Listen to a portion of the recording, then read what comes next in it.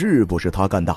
张鹏却哭笑不得地表示根本不是自己做的。而一旁的周道也立马询问他大晚上到后花园干什么。张鹏听后只能叹气地从袖子里拿出一幅画。周道打开一看，里面掺着一张字条，上面写着晚花园相见，所以他才会出现在后花园里，只是想知道约他的人是谁，以至于元芳问他那天晚上的行程时，他才会支支吾吾被众人当成嫌疑犯。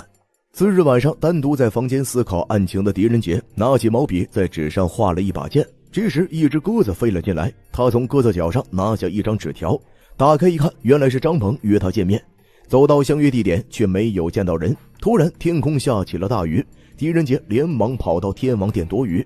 这时一声惊呼从远处传来，只见屋内小尼姑婉清摔倒在地上，胳膊上还带着伤口。听到声音，匆忙赶来的狄仁杰连忙将她扶了起来。